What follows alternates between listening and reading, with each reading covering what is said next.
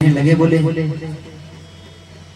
बोले हे देवराज इंद्र, बोले आप अपने इस प्रकोप को बंद मत कीजिए, आप अपने इस प्रकोप को मत रोकिए, क्योंकि कन्हैया जी के सन्मुख श्री जी खड़ी हुई थी, किशोरी जी राधे राधे खड़ी हुई थी। कन्हैया जी कहने लगे बोले इंद्र, बोले अगर तुम इस प्रकोप को रोकोगे तो मुझे किशोरी जी का दीदार नहीं हो पाएगा। बोले आप अपने इस प्रकोप को मत रोकिए, वरना इंद्र को तो कुछ समय बाद ही पता चल गया था कि ठाकुर जी भगवान है, क्योंकि छोटा सा बालक 7 वर्ष का बालक, कौन सा ऐसा बालक होगा जो इतने बड़े भारी पर्वत को अपने उंगली पर नख पर धारण कर लेगा। 5 किलो को धरना उठा, पर्वत तो बहुत बड़ी बात है।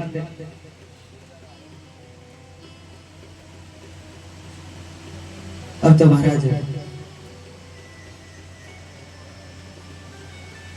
श्री सुखदेव जी महाराज कहने लगे कि हे राजा परीक्षित, ब्रज में बड़ी भारी वर्षा हो रही है और जितना भी जल ब्रज में बरस रहा है उसका पान कर रहे हैं अगस्त्य मुनि। राजा परीक्षित कहने लगे बोले हे श्री सुखदेव जी महाराज, आप हमें बताइए है अगस्त्य मुनि कौन है जो इस ब्रज के जल का पान कर रहे हैं। श्री सुखदेव जी महाराज कहने लगे राजा परीक्षित, बोले अगस्त्य मुनि, बोले एक बार जब त्रेता युग में राम जी महाराज 14 वर्ष का वनवास जब काट करके आए महाराज, तो मां जानकी के पास बहुत सारे ब्राह्मण ऋषिगण आए भोजन के लिए। तो जानकी जी कहने लगी राम जी से, बोले हे स्वामी, बोले हमारे यहाँ बहुत सारे ब्राह्मण आते हैं, ऋषिवर आते हैं, भोजन पाते हैं, कहते हैं कि उनका मन भर जाता है, ब्राह्मणों का ऋषि वर का गण का मन भर जाता है, पेट भर जाता है भोजन करके, लेकिन मेरा मन नहीं भरता।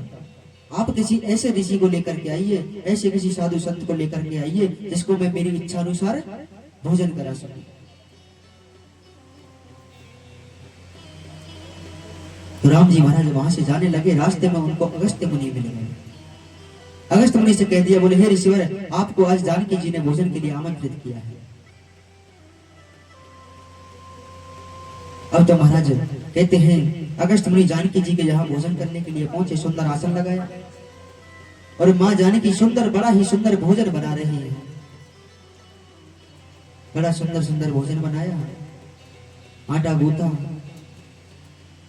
पूड़ियां सीखी, महाराज बड़े सुंदर सुंदर पकवान बनाए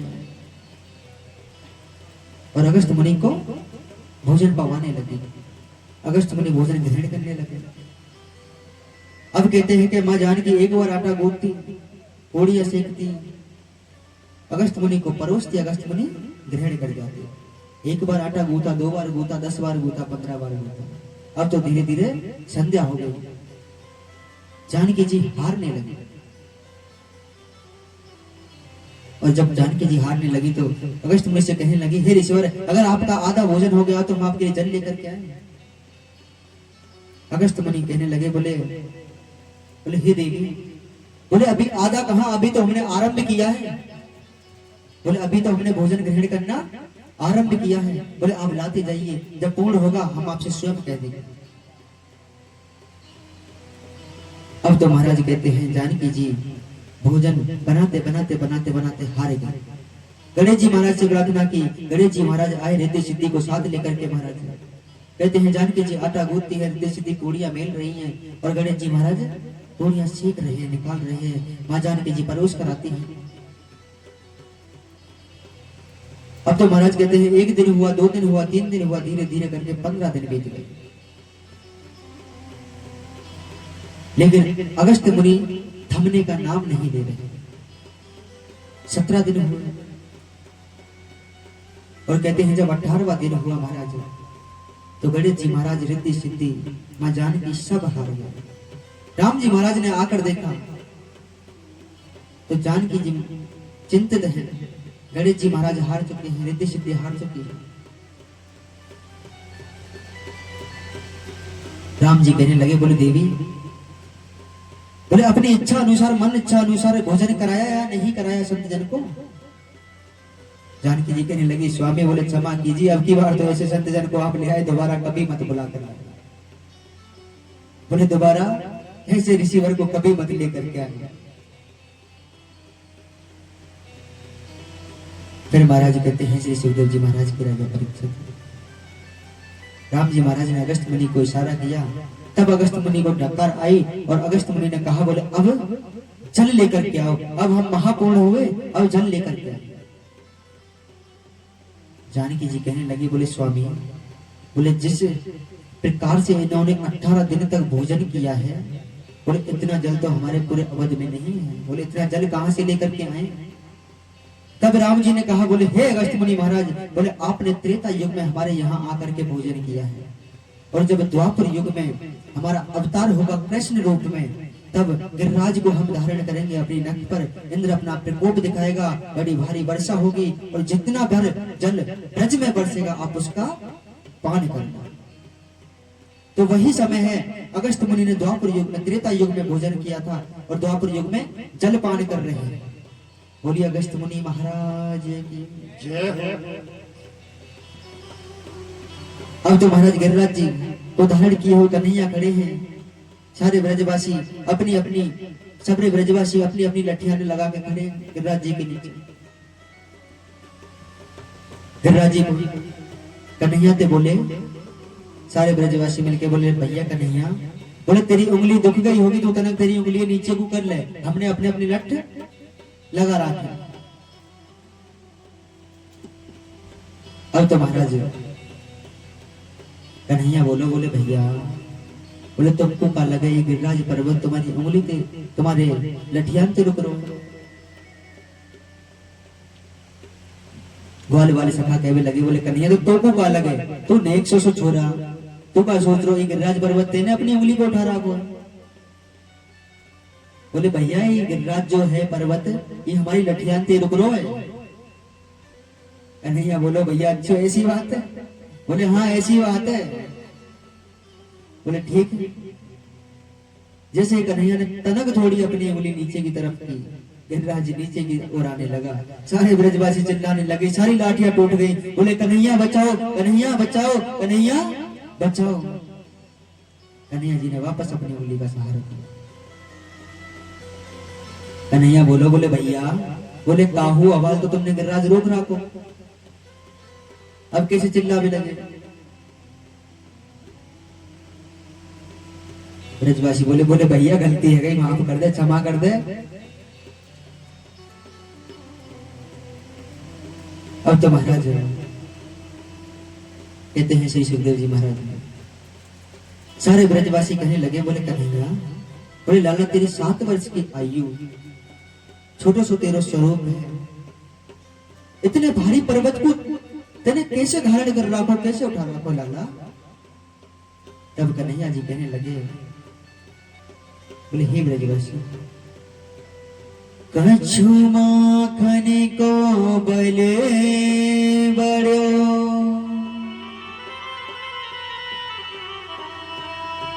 कछु गोपिन करी सहाय,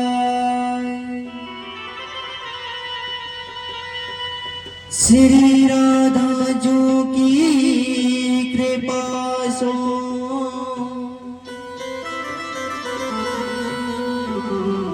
मैंने गिरिवर लियो ठाय।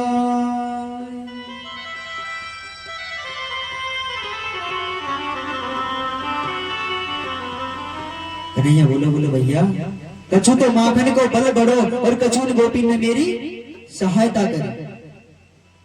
बोले कछु माखन को बल बढ़ो, कछु गोपिन करी सहाय, और श्री राधा रानी किशोरी जब मेरे सन्मुख खड़ी हुई हैं, बोले इनकी कृपा से मैंने आज इस गिरिराज को धारण कर लिया। बोले कृष्ण कन्हैया लाल की जय हो, राज महाराज की जय हो,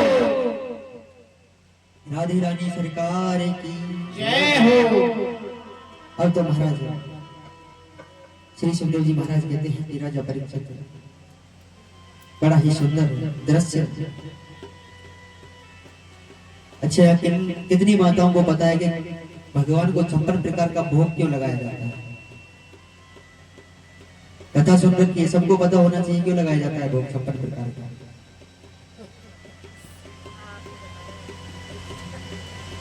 क्यों लगाया जाता है? मैया यशोदा एक दिन में कन्हैया जी को 8 बार भोजन कराती थी। कन्हैया जी 8 बार,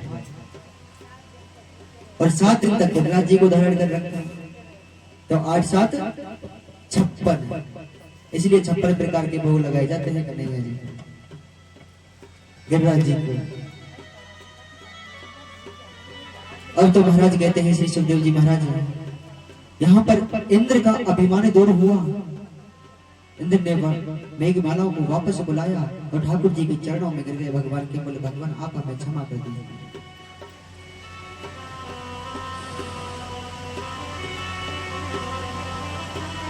कहते हैं श्री सुखदेव जी महाराज, यही राजा परीक्षित भगवान से क्षमा याचना करने लगे। बोले, भगवान हम आपको पहचान नहीं पाए, आप हमें क्षमा कर दीजिए। तब इंद्र का अहंकार दूर किया महाराज, इंद्र का अहंकार दूर किया। इंद्र वापस अपने स्वर्ग को चले गए और श्री सुखदेव जी महाराज कहते हैं गिरिराज जी को वापस धारण अपने यथास्थान में विराजमान कराया। और कन्हैया जी कहने लगे, बोले, लाओ ब्रजवासियों, अब मैं मरो भूखो। सारे ब्रजवासी मिलकर भोग लगाने लगे। कहते हैं श्री सुखदेव जी महाराज, यही राजा परीक्षित, अहो बाकी ये स्तन कालकोटा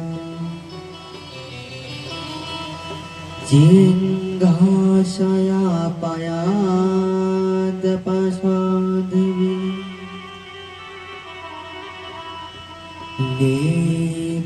गतिं धात्र्युचिन्ततोऽन्यम्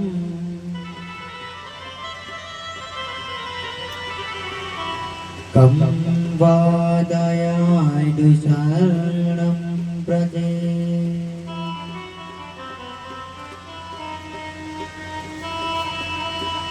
श्री सुखदेव जी महाराज कहने लगे कि राजा परीक्षित,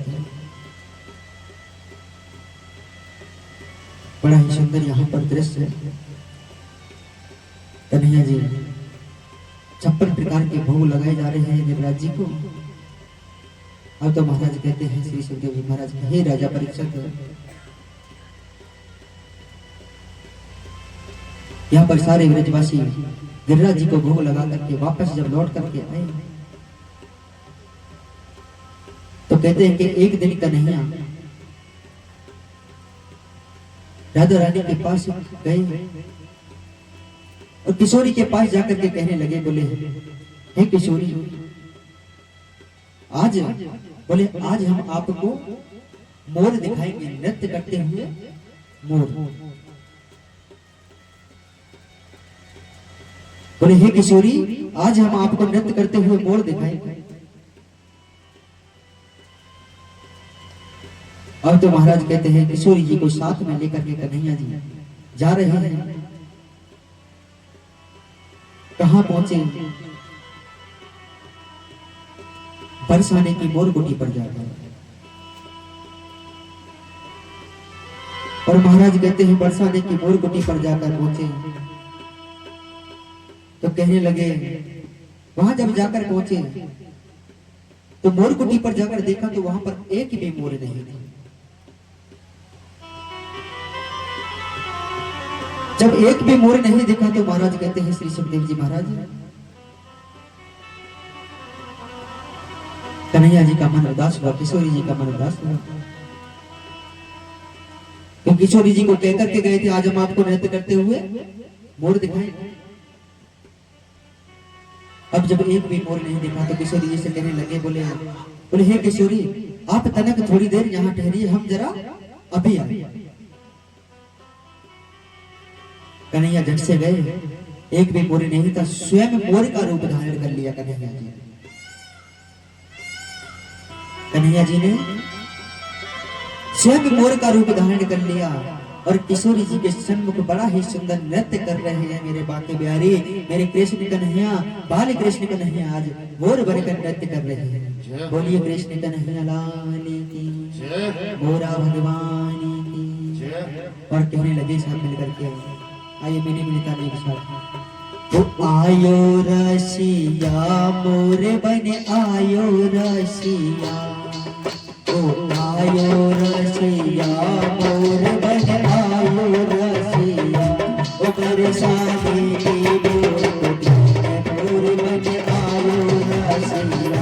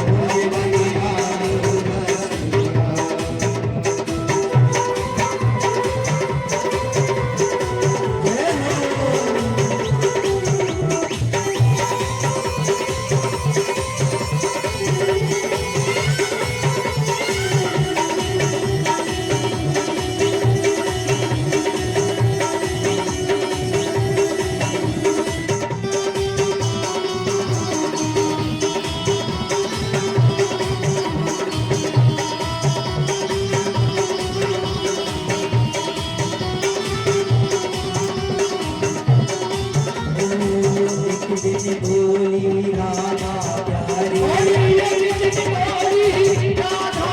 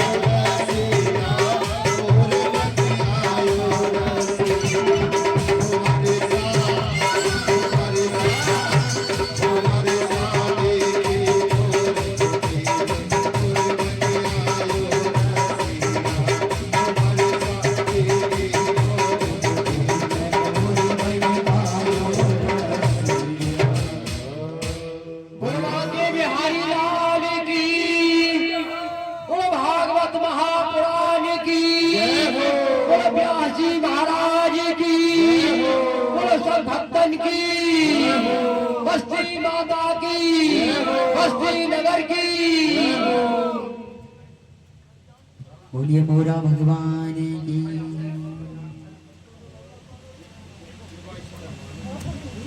अब तो महाराज कहते हैं श्री सुखदेव जी महाराज के, हे राजा परीक्षित,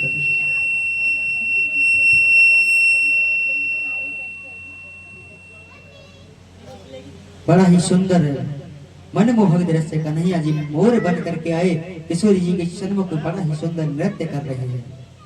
कहते हैं आयो रसिया मोर बने, आयो रसिया, बरसाने की मोर कुटी पे मोर बने, आयो रसिया। अब तो महाराज बड़ा ही सुंदर दृश्य श्री सुखदेव जी महाराज कहने लगे, हे राजा परीक्षित, ब्रह्म भूत प्रसन्नात्मा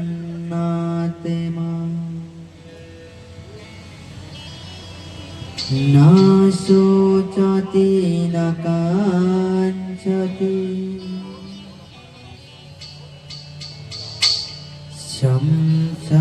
सर्वेषु भूतेषु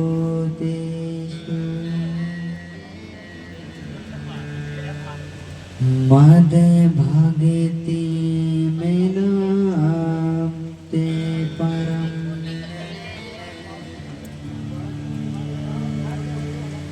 और तो महाराज कहते हैं श्री सुखदेव जी महाराज,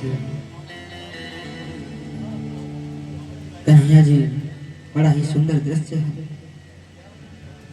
नृत्य कर रहे हैं महाराज जी। इधर राजा परीक्षित कहने लगे, बोले हे व्यास जी महाराज, हे सुखदेव जी महाराज, बोले आप हमें भगवान के रास की कथा सुनाइए। भगवान ने रास क्यों किया, किस प्रकार से भगवान का रास हुआ।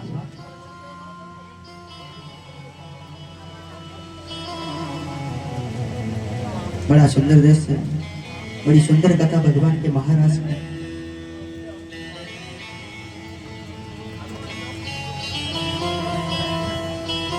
श्री सुखदेव जी महाराज कहने लगे कि हे राजा परीक्षित,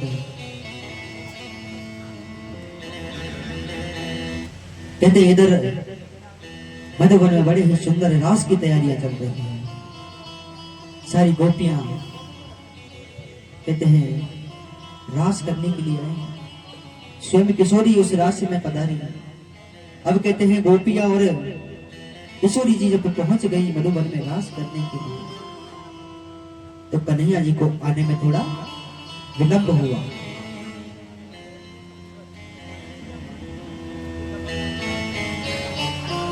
यहां पर राजा परीक्षित कहने लगे,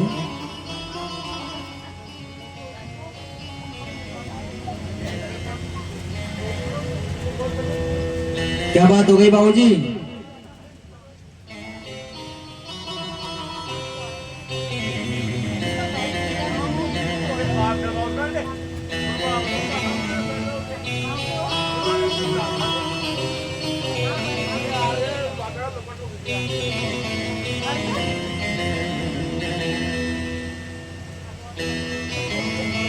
बोलिए वृंदावन बिहारी लाल की,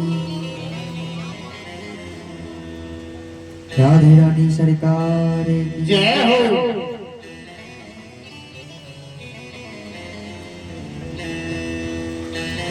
और तो यहाँ पर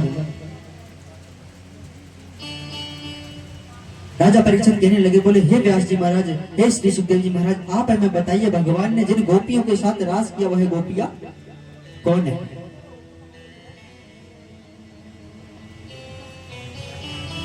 बोले आप बताइए वह गोपियां कौन है?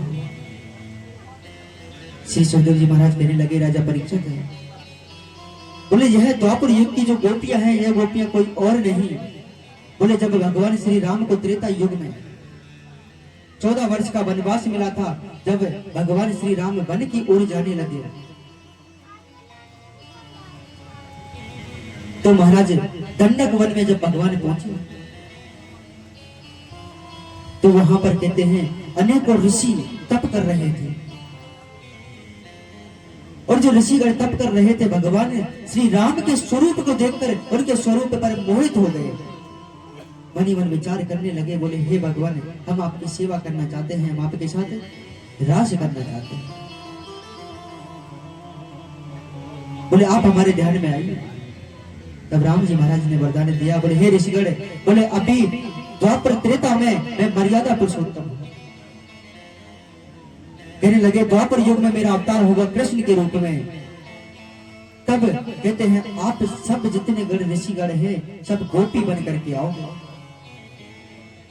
और जब आप गोपी बन करके आओगे तब मैं आपके साथ महाराज करूंगा, तब आप गोपी बन करके मेरी सेवा करोगे। तो यह जो द्वापर युग की गोपियां हैं यह कोई और नहीं, त्रेता युग में जो ऋषिगण भगवान का ध्यान तप कर रहे थे वह ऋषिगण है महाराज। अब तो महाराज कहते हैं श्री सुखदेव जी महाराज कि हे राजा परीक्षित, बोले भगवान को पहले ही पता था कि हे महाराज जो कलियुग का जीव होगा वह इस राज को गलत दृष्टि से देखेगा। और देखो आज के जो कलियुग का जो युवा है, कलियुग का जीव है, भगवान के राज को एक गलत दृष्टि से देखता है। इस कलियुग का जीव सोचता है कि बोले भगवान ने राज किया था हम भी राज करेंगे, भगवान की इतनी सारी गोपियां थी, रानियां थी, आजकल बना के रखे ना, चले ना वो का चल रहा आजकल गर्लफ्रेंड बॉयफ्रेंड है, बोले भगवान ने राज करो हम करेंगे।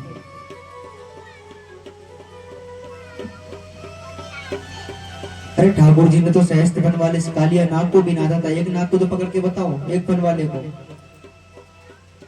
ठाकुर जी ने गिरिराज जी को धारण किया था, एक 50 किलो का पत्थर उठा के बता दो।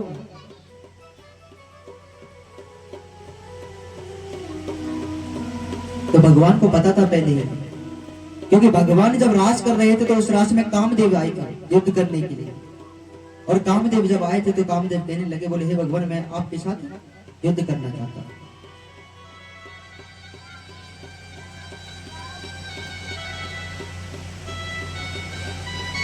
तो उधर कहते हैं रास की तैयारियां चल रही थी, और रास की जब तैयारी चल रही थी तो महाराज कहते हैं कन्हैया जी को थोड़ा विलंब हुआ, किशोरी जी मधुबन पहुंची, सारी गोपियां पहुंच गई, कन्हैया जी को आने में थोड़ी देर हुई।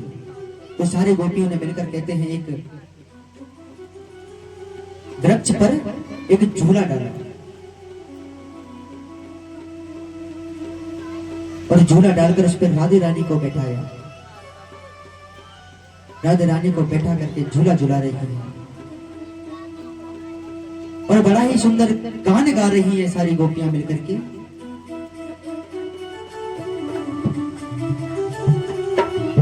श्याम आया श्याम आया श्याम आया रे, ओ श्याम आया श्याम आया रे, झूला झूलो रे राधे रानी, झूला में तेरा श्याम आया रे, झूला झूलो रे राधे रानी, झूला में तेरा श्याम आया रे, झूला झूलो रे राधे रानी, झूला में तेरा श्याम आया रे, झूला झूलो रे राधे रानी, झूला में तेरा श्याम आया रे।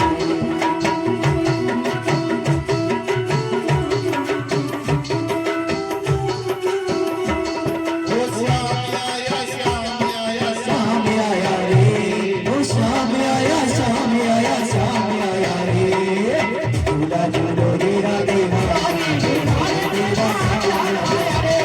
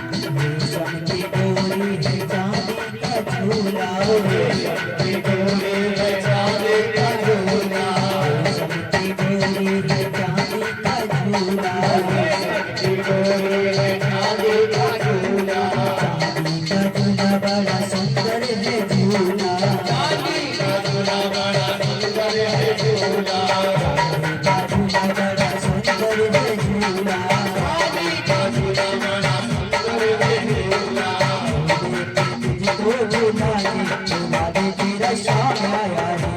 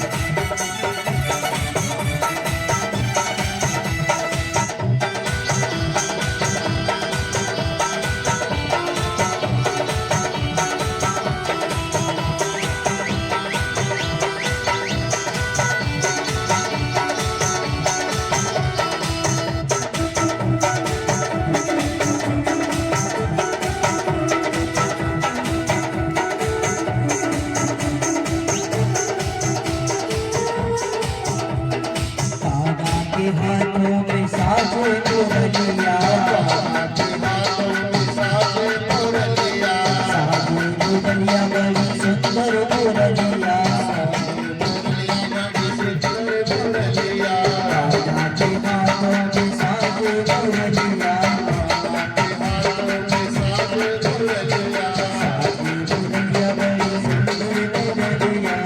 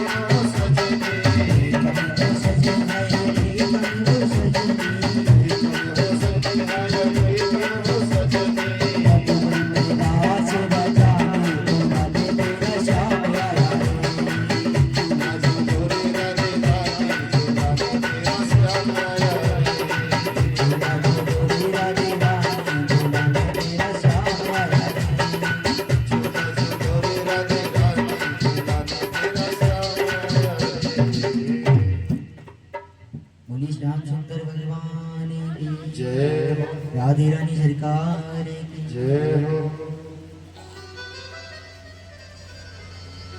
सारी गोपियां कह रही हैं, बोले झूला झूलो री राधे रानी, झूलाने तेरा श्याम आया। अब इधर कन्हैया जी रास में पधारे और कन्हैया जी का जैसे ही रास में आगमन हुआ तो महाराज कहते हैं मधुबन में लाखों गोपियां हैं और लाखों कन्हैया हैं। दो दो गोपियों के बीच में मेरे माधव खड़े हुए हैं, दो दो गोपी विच विच माधव, दो दो गोपियों के बीच में मेरे कन्हैया खड़े हुए हैं, मधुर मधुर बंसी बजा रहे हैं, महारास चल रहा है महाराज। अब जब महारास चल रहा था तो कामदेव का आगमन हो गया, क्योंकि रास में काम अवश्य आता है।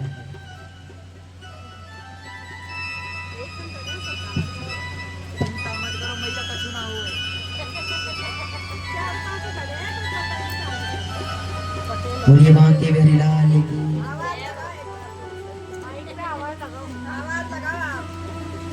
सत्यनारायण जी, कमलेश भाई साहब, उमा शंकर जी, रवि मोदी जी, अगर मेरी आवाज सुन रहे हो तो पंडाल में आ जाइए सभी।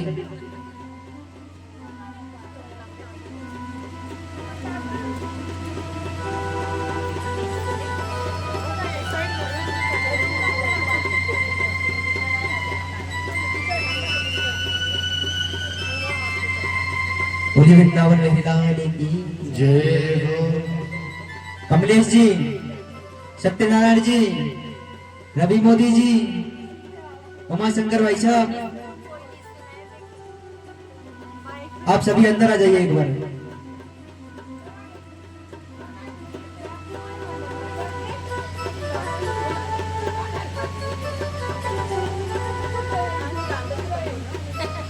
हम तो महाराज कहते हैं श्री सुखदेव जी महाराज के ही राजा परीक्षित।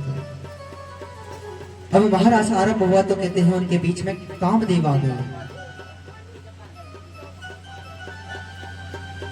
और कहते हैं कि ठाकुर जी के ऊपर तो विजय कोई नहीं पा सकता। कामदेव आए तो कहने लगे, बोले हे भगवान, हम आपके साथ युद्ध की अभिलाषा लेकर आए हैं, आप हमारे साथ युद्ध कीजिए। देखो बाबू जी, एक निवेदन है आपसे, आप बाहर मत जाइए, भैयाओं को थोड़ी समस्या होने लग जाती है, आपके बाहर जाते हैं उनको थोड़ी चिंता होने लग जाती है।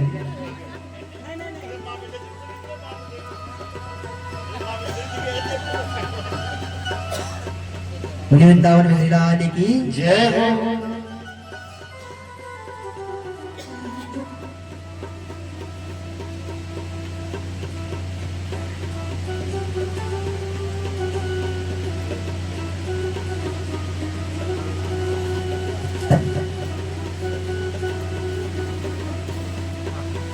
अब तो महाराज कहते हैं श्री सुखदेव जी महाराज के राजा परीक्षित, कामदेव आए युद्ध की अभिलाषा लेकर के, कहने लगे भगवान, हम आपके साथ युद्ध की अभिलाषा लेकर आए हैं, आप हमारे साथ युद्ध कीजिए।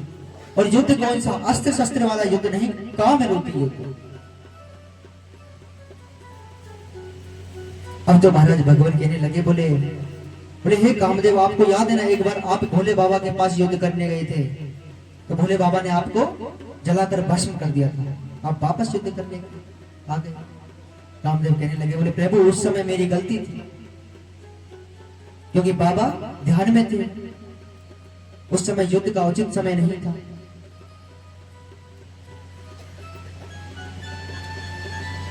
अब तो महाराज कहने लगे, बोले प्रभु, पर यह युद्ध का बिल्कुल उचित समय है, आप रास कर रहे हो, मैं आपके साथ युद्ध करना चाहता हूं।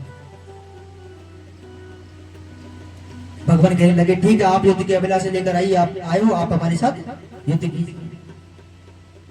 कामदेव काम रूपी बाणों का प्रहार करने लगे कन्हैया जी के ऊपर। भगवान रास कर रहे हैं, मधुर कहते हैं मधुर मधुर बंसी बजा रहे हैं, नृत्य कर रहे हैं ठाकुर जी गोपियों के साथ, राधे रानी के साथ। लाखों गोपियां हैं, मधुबन में रास चल रहा है महाराज, बड़ा सुंदर रास चल रहा है। अब इधर कहते हैं, इधर तो रास चल रहा था, इधर माता पार्वती रास में आने के लिए तैयार हो रही है। अब जब मैया माता पार्वती रास में आने के लिए तैयार हो रही थी तो श्री सुखदेव जी महाराज कहते हैं कि हे राजा परीक्षित, कृष्णं वेदो परम कांता ना तो ब्रह्मा तया मुनि गुण प्रवाहो परमास्तमा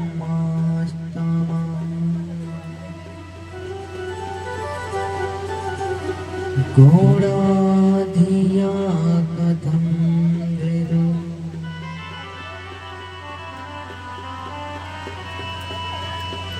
स्वागतं वो महाभागा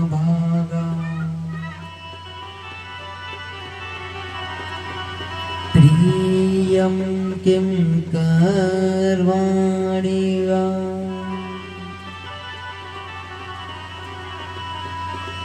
राजस्यानामं कश्चित्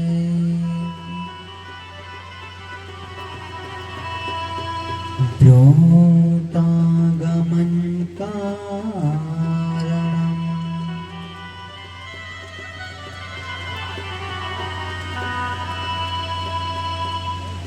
अब तो महाराज जब कहते हैं श्री सुखदेव माता पार्वती रास में आने के लिए तैयार हुई तो इधर भोले बाबा आ गए।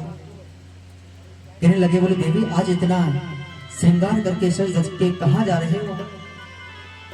पार्वती जी कहने लगी स्वामी आज कन्हैया जी रास कर रहे हैं, आज ब्रज में महारास हो रहा है, मैं रास में जा रही हूँ। भोले बाबा ने उच्चार किया बोले मेरे भगवान मेरे प्रभु रास कर रहे हैं। पार्वती जी कहने लगे बोले देवी बोले हम भी आपके साथ रास में जाना चाहते हैं। पार्वती जी कहने लगी बोले स्वामी बोले उस रास में बोले नारियां ही जाती हैं, कोई भी पुरुष नहीं जाता। बोले मैं आपको कैसे उस रास में लेकर के जाऊं? बोले बताइए आपको मैं किस प्रकार से उस रास में लेकर के जाऊं? मना किया बार बार भोले बाबा से, लेकिन भोले बाबा जिद पकड़ लिए। बोले देवी मुझे किसी प्रकार रास में लेके चलो, मेरे प्रभु का रास है, मैं रास देखना चाहता हूं। विचार करने लगी मां पार्वती और विचार किया तो विचार आया कि महाराज बड़ा ही सुंदर भोले बाबा को कहते हैं एक नारी का रूप धारण करवा दिया, सुंदर नारी के वस्त्र पहना दिया, बड़ा सुंदर श्रृंगार कर दिया। और कहते हैं कि भोले बाबा को तो कितना ही छुपा लो, भोले बाबा तो दिख जाते हैं क्योंकि उनके शरीर पर वो सांप बिच्छू कहाँ तक रहते हैं, वो कहाँ छुपने वाले हैं, वह तो अपनी हरकतें करेंगे। भोले बाबा को बड़ा सुंदर सजा दिया, नारी का रूप धारण करा दिया। आइए मीठी मीठी तालियों के साथ सभी कहेंगे एक दिन वो भोले भंडारी बन कर के ब्रज नारी वृंदावन